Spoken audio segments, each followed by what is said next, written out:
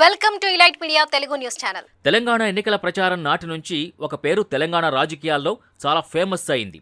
మీరు నాకు ఓటేసి గెలిపించకపోతే నేను చచ్చిపోతా అంటూ ఎన్నికల ప్రచారం నిర్వహించిన హుజూరాబాద్ బీఆర్ఎస్ ఎమ్మెల్యే పాడి కౌశిక్ రెడ్డి గత కొద్ది రోజుల నుంచి ఏదో ఒక వివాదంలో నిలుస్తూ నిత్యం వార్తల్లో ఉంటున్నారు. కరీంనగర్ కలెక్టరేట్లో సమీక్షలో జగిత్యాల ఎమ్మెల్యే సంజయ్ పై కౌశిక్ చేసిన వ్యాఖ్యలకు గాను ఆయన కరీంనగర్ పిఎస్లో కౌశిక్ పై కేసు నమోదు చేశారు. దీంతో కౌశిక్ రెడ్డిని అదుపులోకి తీసుకున్న పోలీసులు ఆయనపై 3 కేసులు నమోదు చేశారు. ఇక కౌశిక్ ని అదుపులోకి తీసుకోవడం, అరెస్ట్ చేసి జైలుకు పంపించడం, అక్కడి నుంచి న్యాయస్థానం కౌశిక్ రెడ్డికి బెయిల్ మంజూరు చేయడం చకచకా జరిగిపోయాయి. ఈ నేపథ్యంలో బీఆర్ఎస్ ముఖ్య నేతలు హరీష్ రావు, కేటీఆర్ కౌశిక్ రెడ్డిపై కాంగ్రెస్ ప్రభుత్వం కక్షపూర్తంగా వ్యవహరిస్తోందంటూ కౌశిక్ అరెస్టుని ఖండించారు. గతంలో కూడా ఇదే మాదిరి ఈ హుజూరాబాద్ ఎమ్మెల్యే కౌశిక్ రెడ్డి ఇంటి వద్ద పోలీసులు హడావిడి, పార్టీ క్యాడర్ హాహాకారాలు, పార్టీ నాయకుల నినాదాల మధ్య హైడ్రామా నడిచింది. కౌశిక్ రెడ్డి ఉద్దేశపూర్వకంగానే ప్రభుత్వ పెద్దల్ని రెచ్చగొట్టి తద్వారా ప్రభుత్వం తనపై తీసుకుంటున్న చర్యలతో ప్రజల దృష్టిని తన వైపు తిప్పుకునే ప్రయత్నం చేస్తున్నారా? ఈ రకమైన ప్రచారంతో నిత్యం వార్తల్లో ఉంటూ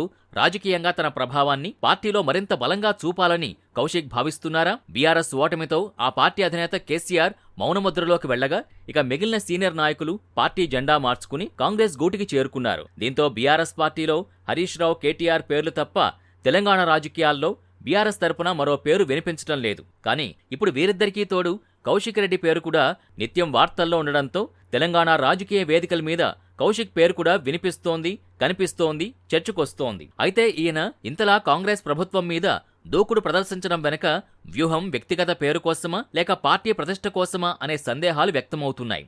ఇదిలా ఉంటే అసలు ఈయన ఇంతలా ప్రజల్లో, మీడియాలో ప్రచారం అవ్వడానికి ఒక రకంగా కాంగ్రెస్ ప్రభుత్వమే కారణమనే వారు కూడా లేకపోలేదు. మరి కాంగ్రెస్ సర్కార్ కౌశిక్ రెడ్డిని మరో రేవంత్ రెడ్డిగా మార్చబోతోందా అనేది చూడాలి.